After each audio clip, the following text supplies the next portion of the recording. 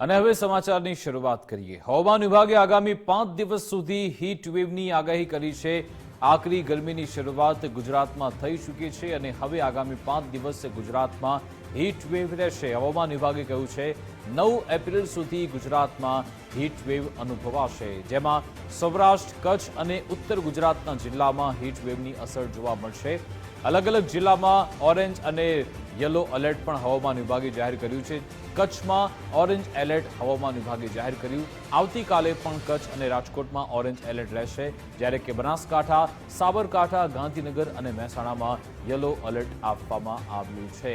બનાસકાંઠા, સાબરકાંઠા, પાટણ, મહેસાણા, મોરબી, જૂનાગઢ આ તમામ એવા વિસ્તારો છે જ્યાં હીટ વેવનું હન્ટર રહેશે તેવું હવામાન વિભાગનું કહેવું છે।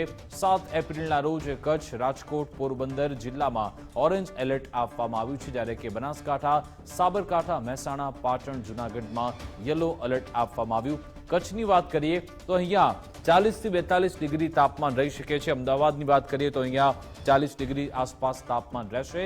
આ તરફ રાજસ્થાન, મધ્યપ્રદેશ અને મહારાષ્ટ્રમાં 3 સિસ્ટમ એક્ટિવ થઈ છે, જેના કારણે ગરમીનો પારો ઊંચકાયો છે તેવું પણ હવામાન વિભાગ તરફથી કહેવામાં આવ્યું છે। એટલે કે ખાસ કરી સૌરાષ્ટ્રના ઘણા બધા જિલ્લા, કચ્છનો વિસ્તાર અને ઉત્તર ગુજરાતના કેટલાક જિલ્લા જ્યાં ગરમીની અસર વધારે રહી શકે છે। એટલે કે આગામી 5 દિવસ સુધી ગરમીનો પારો ઊંચકાય તો નવાય નહીં, તેના કારણે હવે લોકોને કામ વગર ઘરની બહાર ન નીકળવા પણ અપીલ કરવામાં આવી છે। 9 એપ્રિલના રોજ પણ પાટણ, મહેસાણા, બનાસકાંઠા, ગાંધીનગર, પોરબંદર સહિતના વિસ્તારોમાં હીટ વેવની અસર જોવા મળશે તેવી આગાહી પણ હવામાન વિભાગે વ્યક્ત કરી।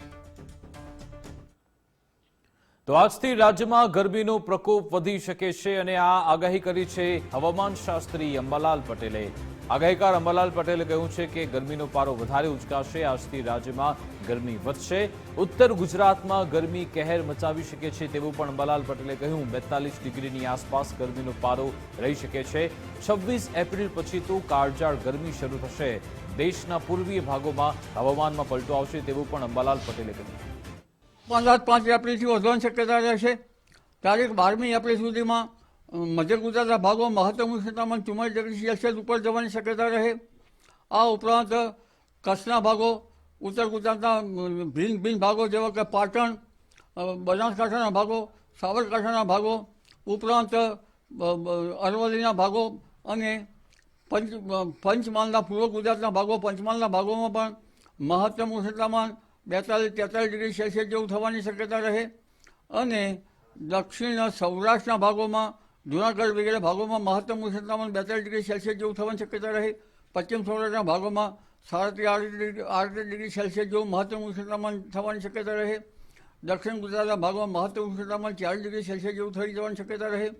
એટલે કેટલાક ભાગમાં તારીખ 10 એપ્રિલ સુધીના, કેટલાક ભાગમાં તારીખ 12 એપ્રિલ સુધી ગરમી રહેવાની શક્યતા રહે। તારીખ 10થી લગભગ 13 કે 14માં હવામાનમાં પલટો આવે। પણ ઉલ્લેખનીય છે કે આ વખતે ગુજરાતમાં તેની અસર ઓછી થવાની શક્યતા રહેશે। દેશના પૂર્વીય ભાગો, મધ્યપ્રદેશના પૂર્વીય ભાગો અને લગભગ મહારાષ્ટ્રના ભાગોમાં હવામાનમાં પલટો આવશે। દક્ષિણ ગુજરાતના કેટલાક ભાગમાં હવામાનમાં પલટો આવી શકે, પણ ગુજરાતના ભાગમાં હવામાનમાં ઓછો પલટો આવવાની શક્યતા રહેશે। તારીખ 13, 14, 15માં પવનનું જોર વધારે છે, વિન્ડ ગસ્ટ છે, પરંતુ ત્યાર પછી તારીખ 20 એપ્રિલ સુધીમાં પણ હવામાનમાં પલટા આવ્યા કરશે અને કેટલાક ભાગમાં ગાજવીજ સાથે વરસાદ થવાની શક્યતા રહેશે। જોકે વરસાદનું પ્રમાણ ઓછું હશે, પણ પવનનું જોર વધારે રહેવાની શક્યતા રહેશે। અને 26 એપ્રિલથી આકરી ગરમી પડવાની શક્યતા રહેશે। મહત્તમ ઉષ્ણતામાન કેટલાક ભાગમાં 45 ડિગ્રી સેલ્સિયસ જેવું થઈ જવાની શક્યતા રહે છે।